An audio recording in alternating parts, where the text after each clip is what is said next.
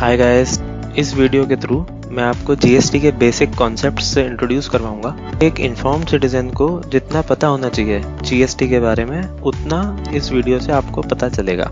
चालू करते हैं। जीएसटी समझने से पहले ये बहुत ज़रूरी है कि हम समझ लें कि डायरेक्ट टैक्स और इनडायरेक्ट टैक्स में क्या डिफरेंस है। डायरेक्ट टैक्स जैसे आप अपनी इनकम पे देते हैं या आपकी कोई प्रॉपर्टी है उस पर आपको सरकार को टैक्स देना पड़ता है। सिमिलरली अगर आप कंपनी के पर्सपेक्टिव से सोचें तो उनको जो प्रॉफिट होता है उसके ऊपर उनको भी टैक्स देना पड़ता है। इनडायरेक्ट टैक्स है कि आप जब खरीदने जाते हैं मार्केट में, गुड्स हो चाहे सर्विसेज हो, उसके ऊपर आप जो टैक्स देते हैं। जैसे कि तो आप डायरेक्ट मैन्युफैक्चरर से खरीदते हैं तो उस पे जो टैक्स लगता है वो एक्साइज ड्यूटी। आप कुछ खरीदते हैं विद इन अ स्टेट तो आपको वैट देना पड़ता है, और आप दूसरे स्टेट से अगर मंगाते हैं तो सेंट्रल सेल्स टैक्स और सर्विस टैक्स जैसे हमने ऑलरेडी डिस्कस किया। तो ये है इनडायरेक्ट टैक्सेस। अब डायरेक्ट टैक्स आपको अपनी इनकम पे ही देना है तो आप इसको बर्डन ट्रांसफर नहीं कर सकते किसी और पर्सन को, जबकि इनडायरेक्ट में ट्रांसफर होता ही है बर्डन। फॉर एग्जांपल मैन्युफैक्चरर को एक्साइज ड्यूटी सरकार को देनी है तो वो ना जो भी प्रोडक्ट बेचेगा उस पे 10% जोड़ देगा और रिटेलर उसका पैसा देगा, तो बर्डन रिटेलर पे आ गया। अपना टैक्स जो भी रिटेलर को सबमिट करना होगा वो कस्टमर से लेगा उसका पैसा। तो burden is transferable, that is why it is the indirect tax. Now हुआ ये है, आफ्टर जीएसटी इम्प्लीमेंटेशन इन 2017, जो ये 4 इनडायरेक्ट टैक्सेस हैं, all of them have been replaced by the goods and service tax which is GST. एक common GST लगेगा under the idea of one nation one tax.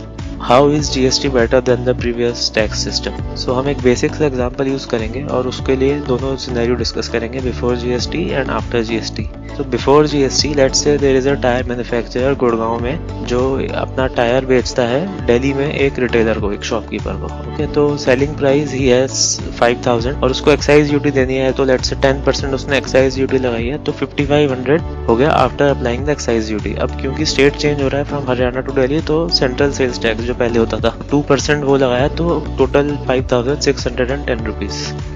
अब retailer customer को बेचेगा same ही tyre, उसमें वो कुछ profit भी रखेगा, तो उसने प्रॉफिट रखा 1390 rupees. Selling price for customer becomes 7000। तो VAT if we assume it to be 8% for a tyre, वो हो गया रुपीज 7560। अब आप टैक्स का अगर पूरा साइकिल देखें तो ये 560 टैक्स जो है ये कस्टमर दे रहा है रिटेलर को और रिटेलर जमा करा रहा है सरकार में। सिमिलरली जो रिटेलर ने 610 टैक्स दिया था वो दे रहा है मैन्युफैक्चरर को और मैन्युफैक्चरर सरकार के पास जमा करा रहा है। तो टोटल टैक्स जो हो गया उन दोनों का समेशन विच इज 1170 रुपीज। एक ही प्रोडक्ट के लिए दो अलग अलग पार्टीज टैक्स दे रही हैं तो दोनों पे बर्डन पड़ रहा है। ये आइडियल प्रोसेस नहीं है इकोनॉमिकली। 2 बार टैक्स सबमिशन हो रहा है और रिटेलर को नुकसान हो रहा है क्योंकि वो ऑलरेडी एक बार टैक्स दे चुका है। तो अब वही सेम सिनेरियो देखते हैं after GST implementation. Selling price the same case is 5000। अब एक ही टैक्स लगा विच इज 12% ऑफ जीएसटी, तो 5600 रुपीज रिटेलर ने दिए, उस पर उसने अपना प्रॉफिट जोड़ा 1150 रुपीज का। वैट की जगह आ गया जीएसटी। अब तो यहाँ पे भी 12% लगेगा सेम एज अबव। टैक्स आ गया 810 रुपीज। तो customer page the same amount 7560। Customer के हिसाब से देखें तो वो सेम है बट रिटेलर को इसमें काफी फायदा हो रहा है। ये देखते हैं कैसे हो रहा है। तो इनपुट टैक्स क्रेडिट एक बहुत इंपॉर्टेंट कॉन्सेप्ट है। तो इसमें ये क्या था, रिटेलर चार्ज करता है कस्टमर से 810 रुपीज एक्स टैक्स और 600 रुपीज जो वो मैन्युफैक्चरर को दिए वो ऑलरेडी सरकार तक पहुंच चुके हैं। तो उसमें से 810 में से वो 600 डिडक्ट कर देता है और 210 रुपीज ही सबमिट करता है सरकार को। तो वो 600 is the input tax credit.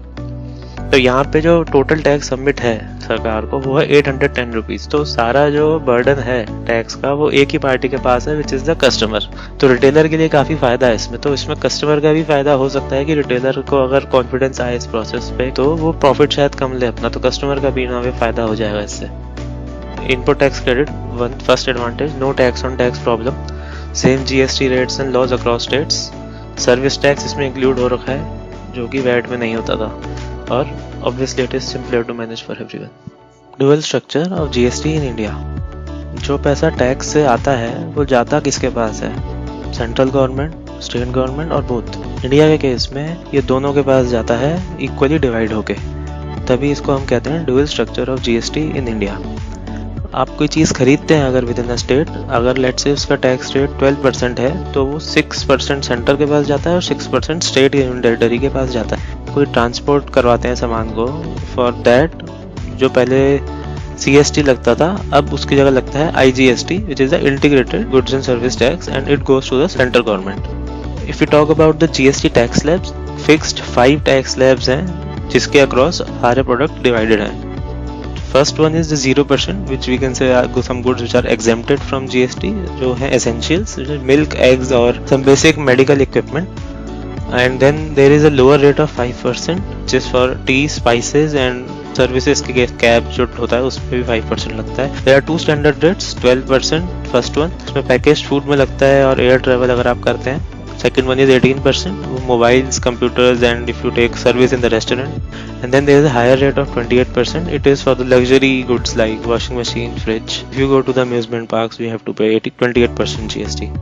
There is an additional cess on some demerit goods like cold drinks वगैरह and cigarettes. Please note that ये जो prices हैं, they keep on changing. There are regular revisions depending on many factors. So if you want to stay updated, you have to keep looking for the GST news. Not all the products are under the GST umbrella. Some of them and कुछ taxes भी exempted हैं GST से. सबसे important जो है वो है customs duty.